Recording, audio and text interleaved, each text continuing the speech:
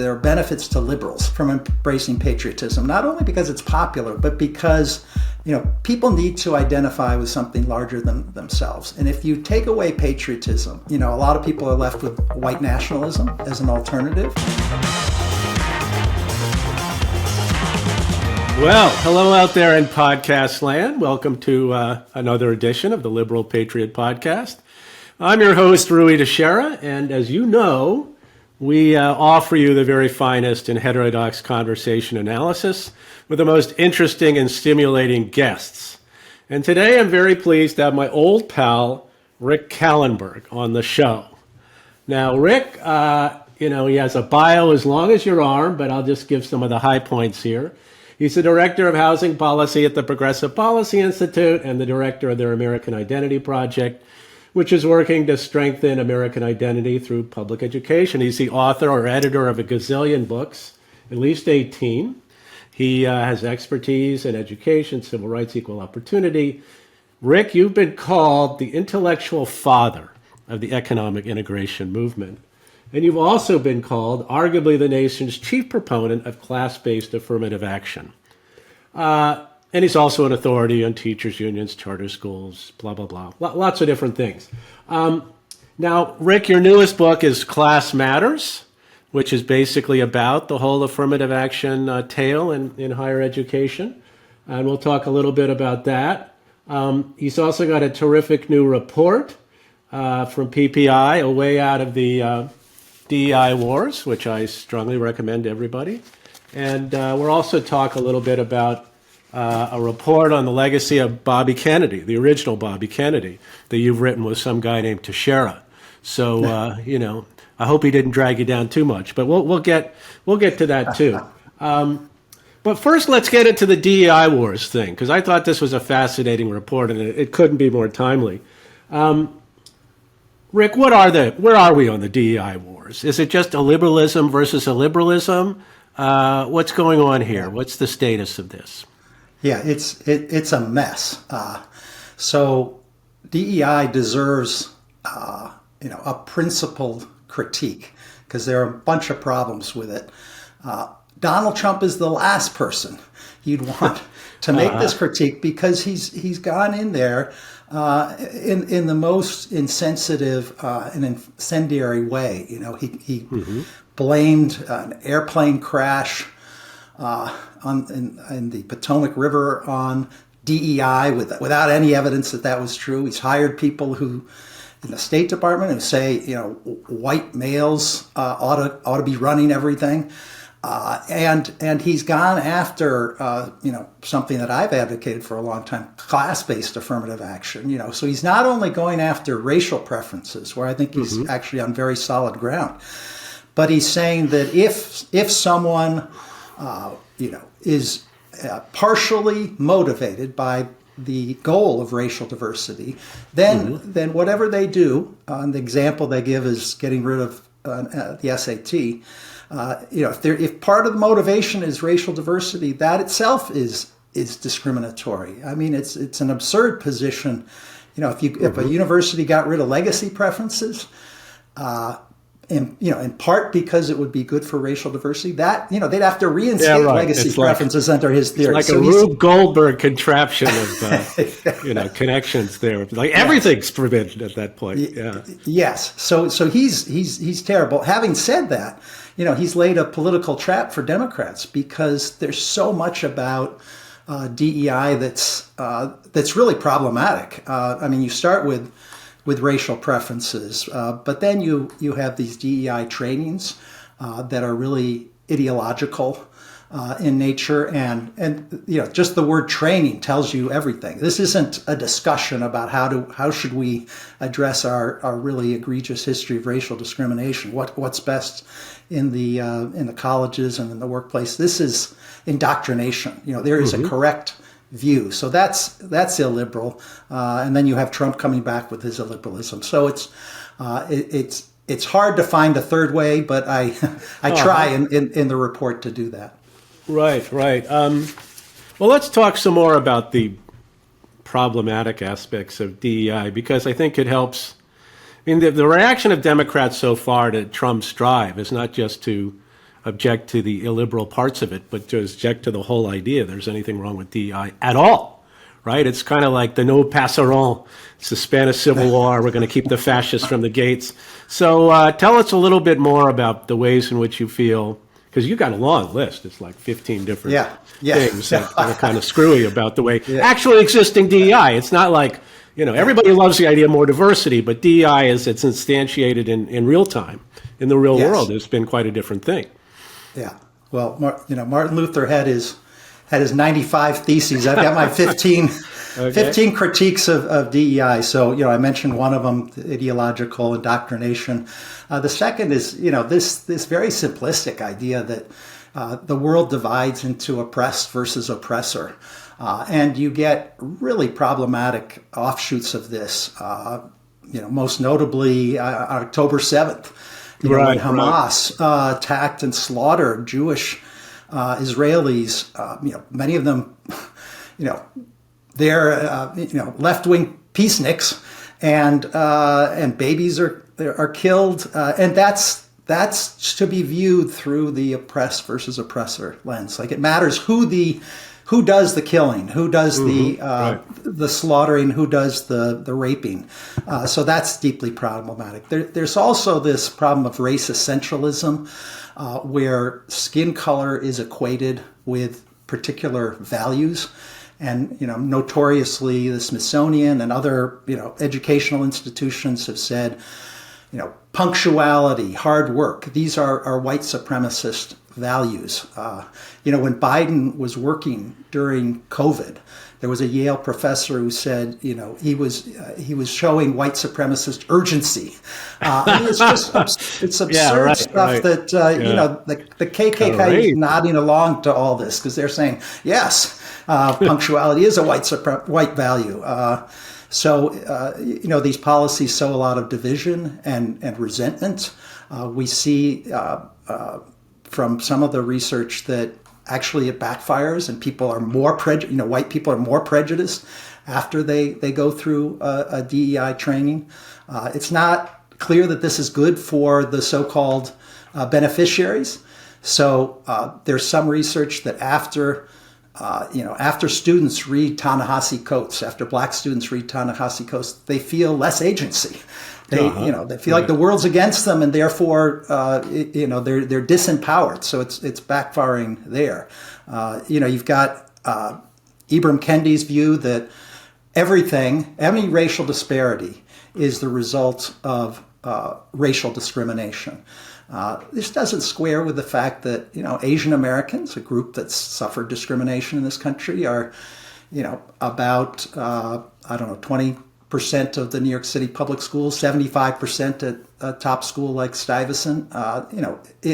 There's a suggestion that there's something nefarious going on when there's overrepresentation, which can lead to those. Yeah, well, let's talk about the disparityism thing, because it seems to me that's the essence in many ways of what's wrong with DEI, because that is the sort of non-factual or allegedly factual predicate underneath a lot of these programs is, if there is a disparity, it is evidence of racism, and you must seek to correct that disparity, which is a very different idea from equal opportunity, where it's like everybody has an opportunity based on their merit to achieve and to move up and so on. It's basically nose counting and deciding if the noses aren't exactly proportioned in the right way, then there's something wrong.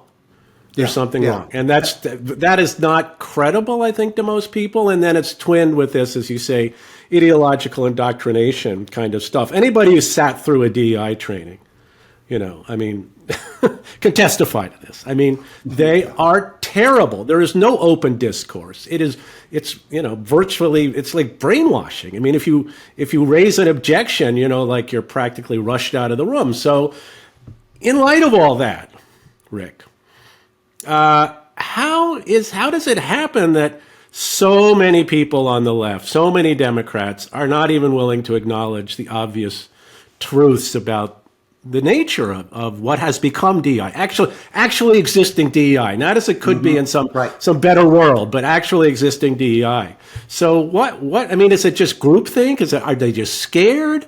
I mean, why are they still, I think, really lying down on the railroad tracks about this one? Yeah, yeah. Well, I'm not sure everyone's lying down on the Okay. railroad tracks. All I mean, right, I cheer think me there up are. here. Yeah, I mean, I think we haven't. There have been lawsuits to challenge the DEI executive orders, and one of them was successful, at least for the time being. So clearly the higher education groups and others are pushing back, but I've seen, I haven't seen an overwhelming number of Democrats stand up for this. So I think there's some acknowledgement implicitly that we're going to fight some of these other battles, but maybe not this one. I may be overly optimistic here, but that's my hope. As to what's in their mindset, I mean, I don't have this mindset, so it's hard for me to know exactly. But my guess is that there's nothing worse for a liberal than to be called racially insensitive, or even worse, racist. Right, and so right. they're cowed and unwilling to speak up about things that are demonstrably false. So there's a cowardice, I think, going on. Yeah. So in other words, there's a lot of preference falsification going on, where people have views that they do not express because of possible sanctions and being characterized in a way they don't want to be characterized, which is something I've talked about before, raises a possibility of eventually a preference cascade where enough people start saying what they actually think about this stuff. And then it becomes more normalized and more people come out of the woodwork, and that's just one thing leads to another. Yeah. But clearly, I don't think we're there yet. I mean, despite the many ways in which I think DEI critiques are more out there. I think people are more aware of them. It's a little bit easier to talk about it than it once was, certainly 3 or 4 years ago. But I still see a fierce resistance on the part of the true believers, and not too much, not too many profiles and courage of people coming out and saying, well, now that you mention it, this really is a terrible idea, and the way Trump is doing it is fucked up, but it's actually, it's not a good thing as it's happened in the real world. And we should believe in equal opportunity. We should believe in merit-based hiring and whatever. I mean, and if we're going to help people out, let's help people out on the basis of their economic status, not their skin color. That's right. Well, corporate America is, they're making shifts. So there's progress there, and to the extent that they're a barometer of, where they think things are going, they're worried about legal liability, and so I think we'll see. We'll see how it all pans out. But you and I are on board with the critique. Let's hope more people right, join us. Okay, we're our own preference cascade. Let me ask you about the other side of it, of course. How are the R's overdoing it? I mean, you mentioned some of the crazy things Trump has said, but you have some other things that you think are problematic about their approach. Yeah. I mean, so the biggest thing is, going after racial diversity itself. So the public opinion, which you know better than me, says Americans like racial diversity, they hate racial preferences. And so the fact that, if some race-neutral policy produces a good racial result, that's something most Americans celebrate, and Trump's going after that. They are, imposing kind of their own. The right is imposing its own restrictions on what can be said. So you have some state legislation that is chilling discussion. In Florida, they had a set of 7 or 8 forbidden topics that you couldn't talk about. What were some of those topics, Rick? Oh, I think it's things like the is there implicit bias going on? Some of the history. Right. Okay. So is that really the case then, that it's not just don't indoctrinate people about implicit bias, but that you can't even present it as a theory that can be debated or discussed? So my, one of my touch points here is a group called Heterodox Academy. So this is a group that's pushed back. Great people, and they push back a lot on the left when there are these DEI statements that professors had to pledge that they would pledge fealty to DEI Heterodox Academy pushed back on that. They sued Florida Heterodox Academy and Fire and other groups. Yeah, Fire's great too. I love Fire. Yeah. They said the problem is that the language is overbroad, so it's going to chill discussion. If you, it's very, very difficult to craft a law that's going to push back on the negatives about DEI without, flowing into the chilling of legitimate discussions, because lawyers get involved and people get scared. To my mind, one answer here is transparency. Put these egregious DEI PowerPoints, post them online, let reporters get at them, because there's a lot of denial on the part of the left, where they'll claim, oh no, we're just teaching equal opportunity, and then you read what actually is being taught in the school, and it's horrendous. And so I think some sunshine here is a way out of this without chilling discussion. There's some laws where if white students are feeling some discomfort, that's triggers a problem as well. There are places where they're taking books off the shelves. Now the left overreacts there and calls them book bans. They're not book bans. Yeah, they're not book bans. To be clear, plus, the left does a lot of similar things itself. Yeah, absolutely. Especially in terms of curation of what goes into libraries. So, yeah, there's a lot of mud to sling around on both sides there. Yeah. The last thing I'd say is that this is for Trump and J.D. Vance. It's kind of a way to punish your enemies. So, and in fact, that's the language that Vance uses, that higher education is the enemy. That ought to be chilling for anyone who cares about civil liberties. Viktor Orban and others, they went after universities because universities are a source of pushback against regimes that aspire to authoritarian practices. And so I worry that one of the things Trump has talked about is a kind of a confiscatory tax of the endowments. So you would be taxed up to the entire value of the endowment if you were seen as discriminating under his policies. Why not just tax endowments anyway, right? I mean, the tax treatment of them seems highly questionable to me, but do it for everybody. I would do it. I think it's a lever.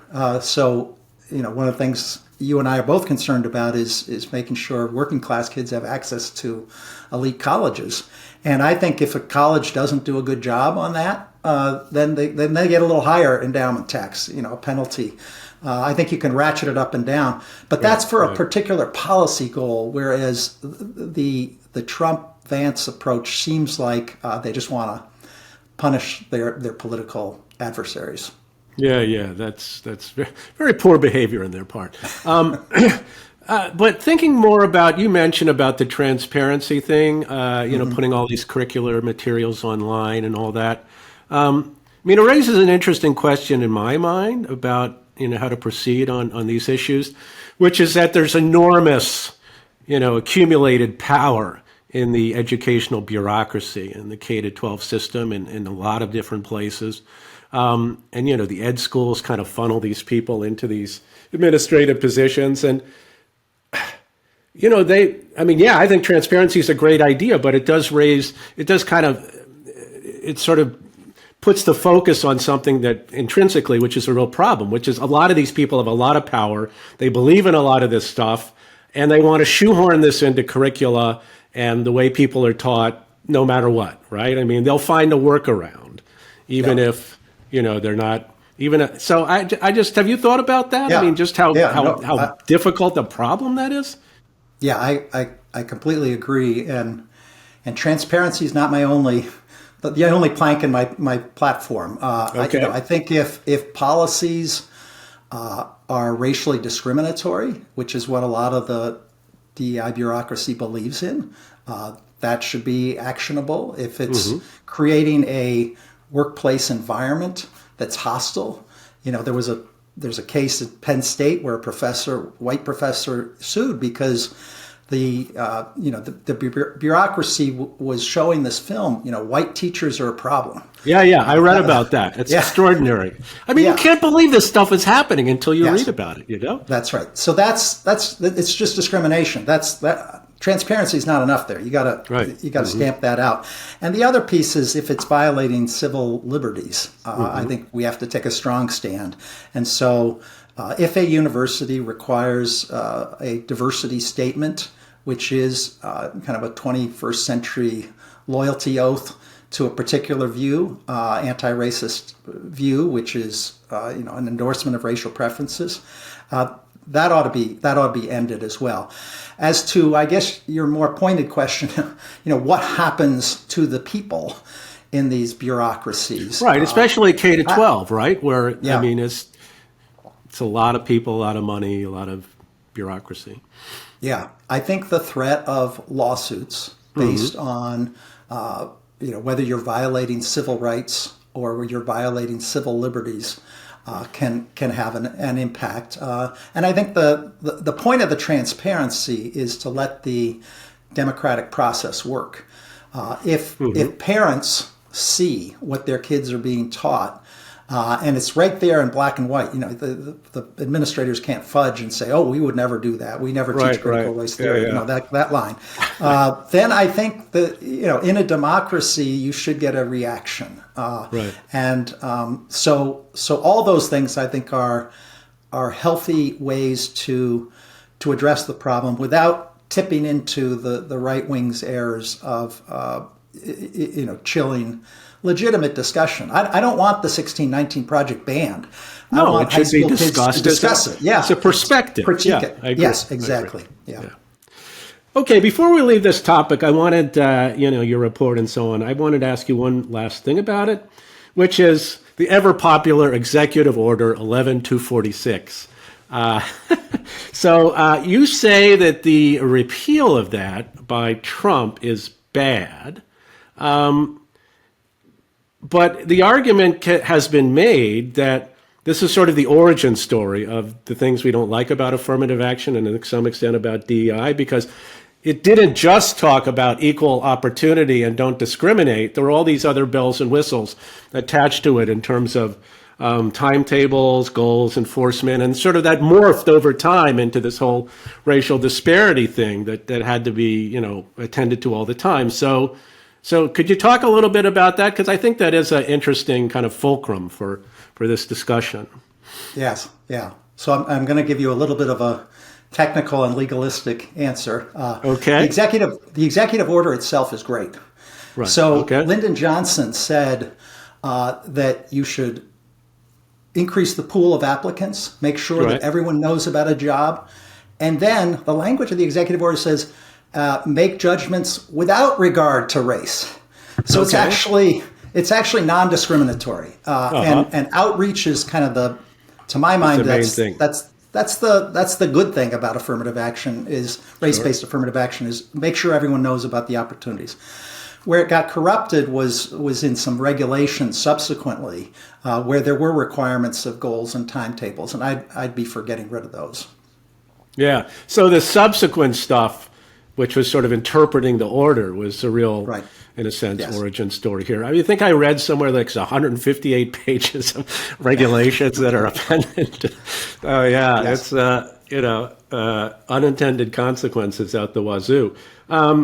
Okay, but let's move on then to your book. So, Rick, tell us when class matters. And you got a long subtitle there. What is it again? Yeah, well, I Rui, for your viewers, I've got this a handy. Oh, is it in a right beauty? Here. Yes, yeah, that's right. Class matters. The fight to get beyond race preferences, reduce inequality, and build real diversity at America's colleges. Now, who could object to that? That just sounds fantastic. So, when is this book hitting the stores, Amazon, and so on? Yeah, March 25th is the official pub date.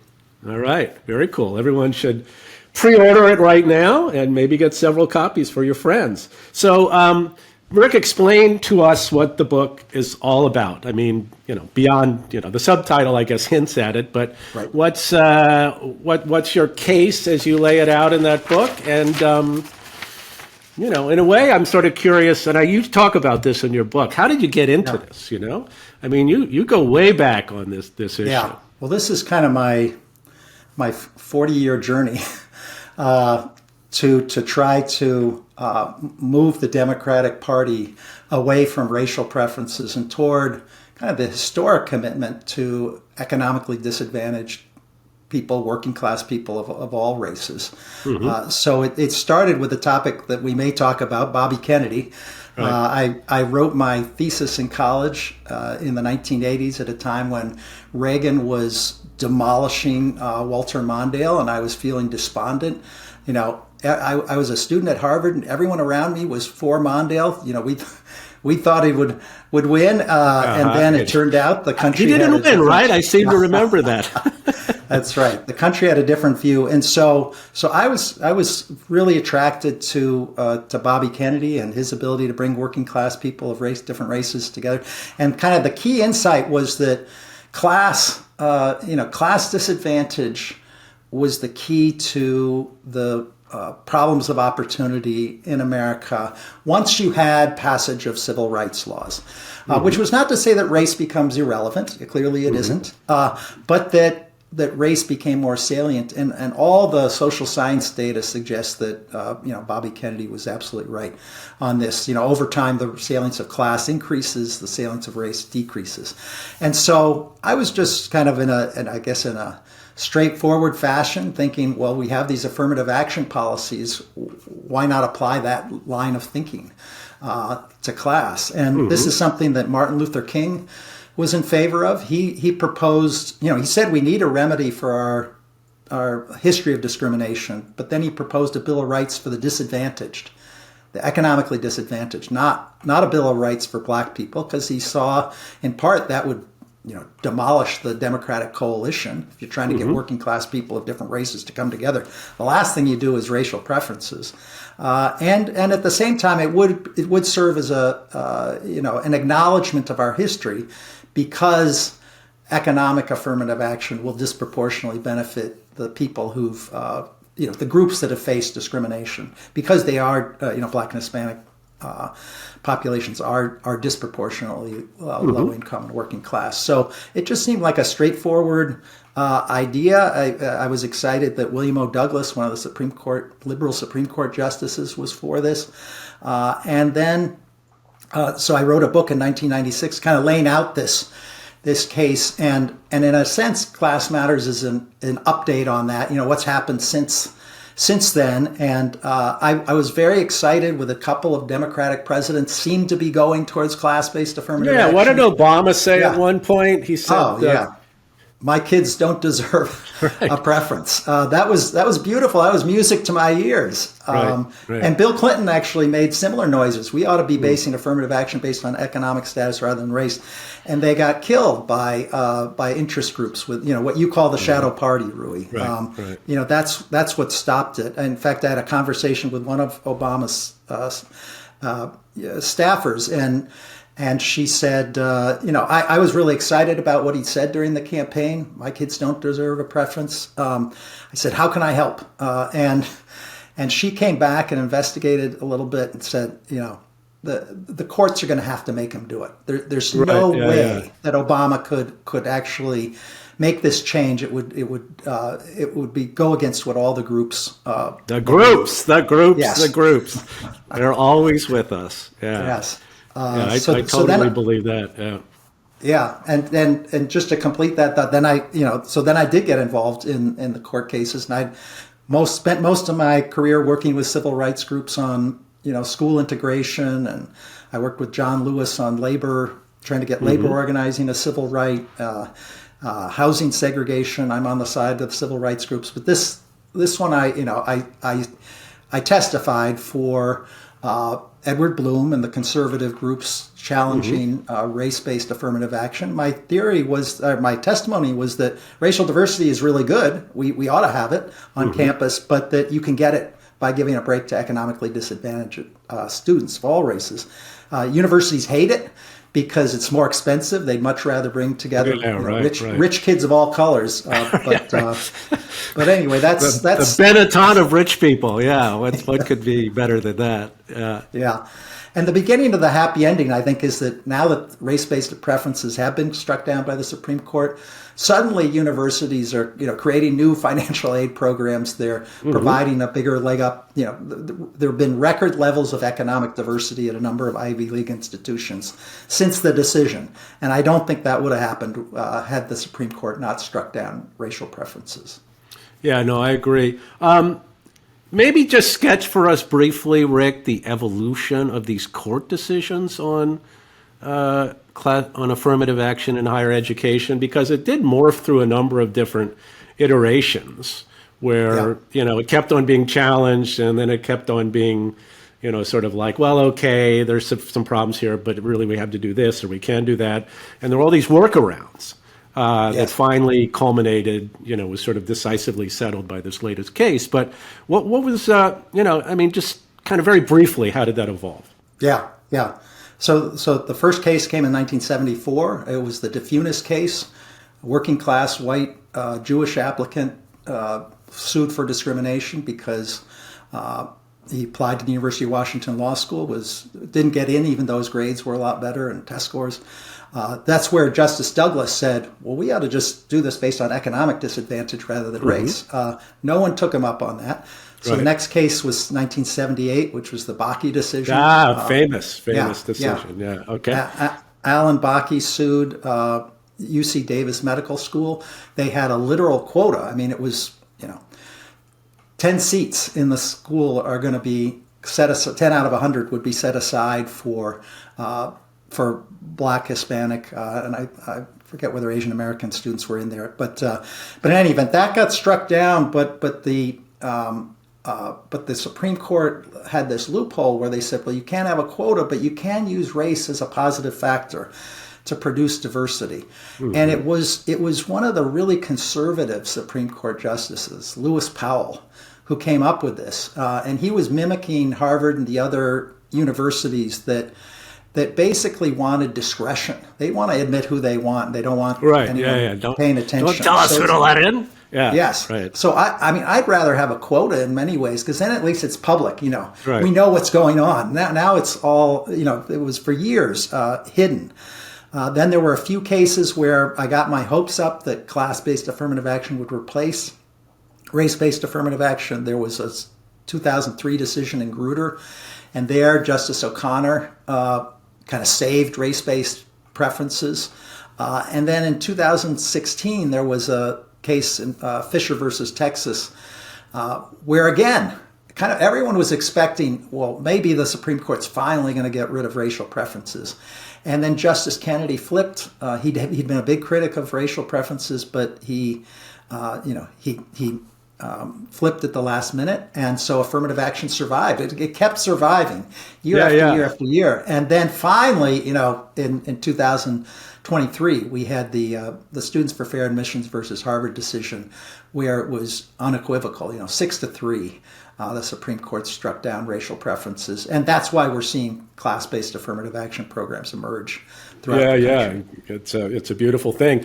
Before I just give one stat that I love from that case about the economic status of the people who get in under sort of certain racial sort of in the racial categories. I mean, it's just weird, right? It's like, aren't there a lot? I mean, just give us the stats on that, because I think it's very instructive. Well, there are a couple that I'll say. One is Harvard was majority minority, which I think that's a great thing.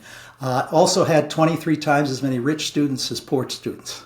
So I sense a disparity there, racially integrated, economically segregated.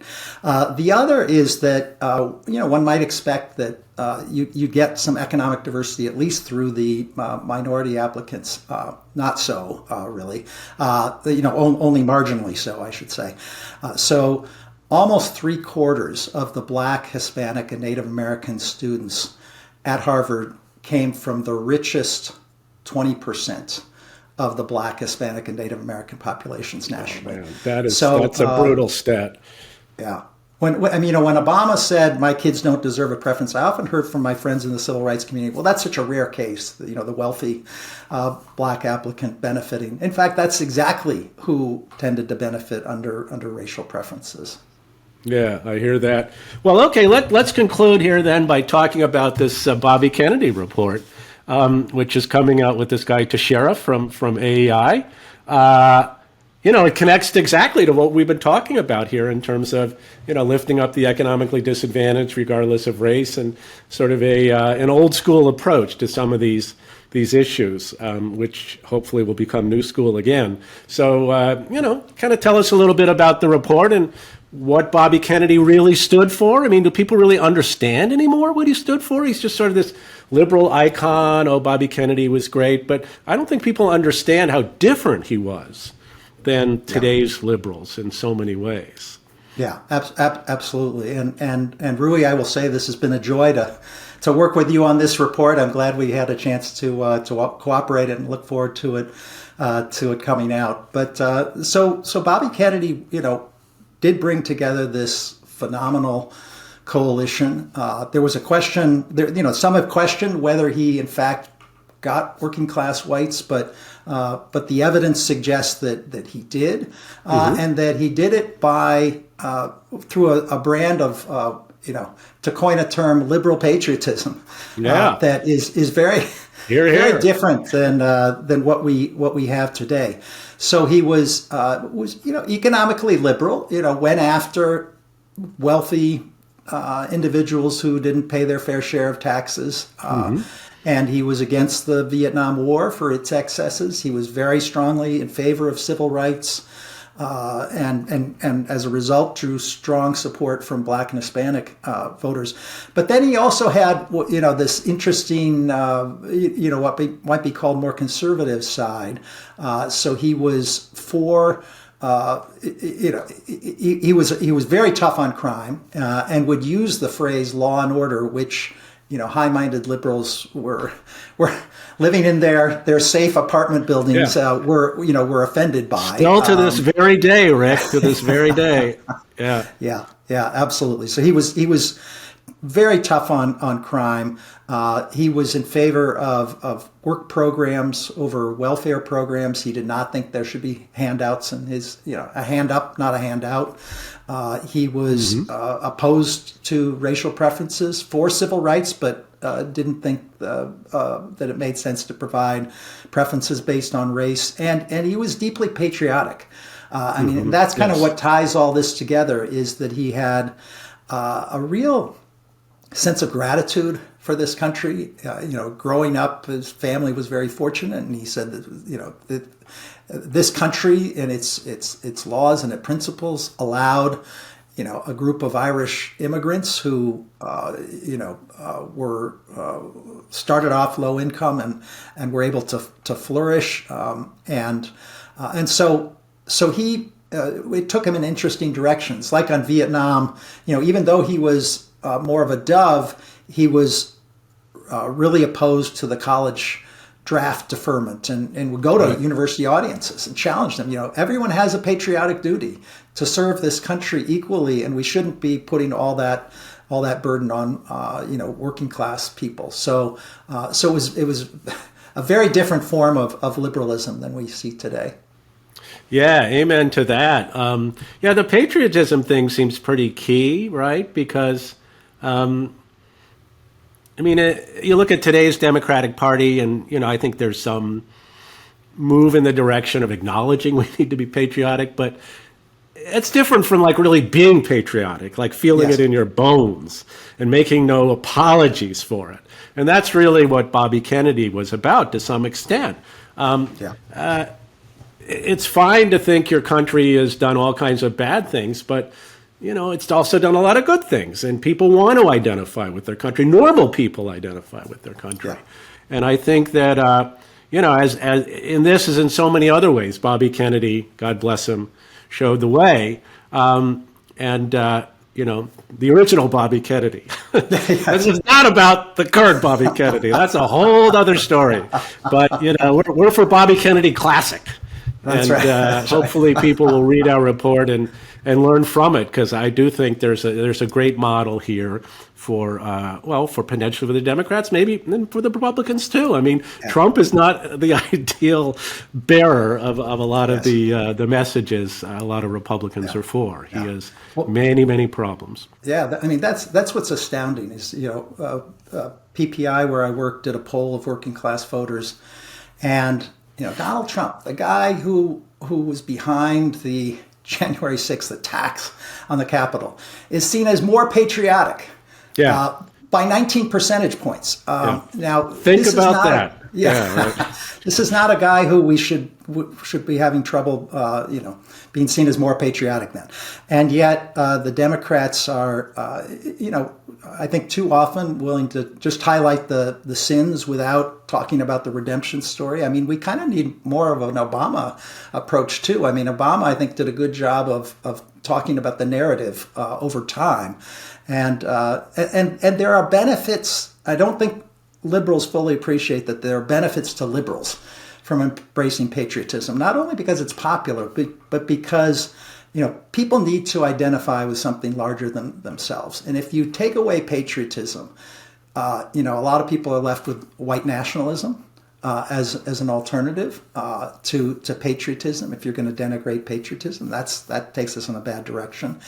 And Bobby Kennedy advanced a lot of his liberal ideas, fighting poverty, for example, in patriotic terms. He would say, it's not right that our fellow Americans, he would talk about civil rights in terms of, black soldiers coming back from war, having served the country and then being mistreated. So, he was able to frame these issues that liberals care about, non-discrimination and fighting poverty and economic inequality, in a patriotic way, which I think, you point that out in your book with Rui, with John, that's historically what FDR did, and every social advance really has to be tied to patriotism. Absolutely. You look so much like John Judas. That's why I'm getting confused. Right. Anyway, no, it's a beautiful thing, brother. Obviously I'm all for it. In fact, I co-wrote this report. And people should watch out for that, because I think it'll come out in like a month or two. It's a fairly lengthy essay, and so it needs editing and whatever. But we'll hopefully get it out there as quickly as possible so that you too, out there in podcast land, can join the new Bobby Kennedy movement, the OG Bobby Kennedy movement. So, Rick, I want to thank you for being on the Liberal Patriot podcast. We'll be in constant contact as always. And if you're down in D.C., come on by AEI, and I'll buy you lunch. All right, well, good. Well, thank you so much, Rui. It's an honor to be on the Liberal Patriot podcast. I listened to every one of your episodes, and so this has been a real pleasure. God bless you, sir.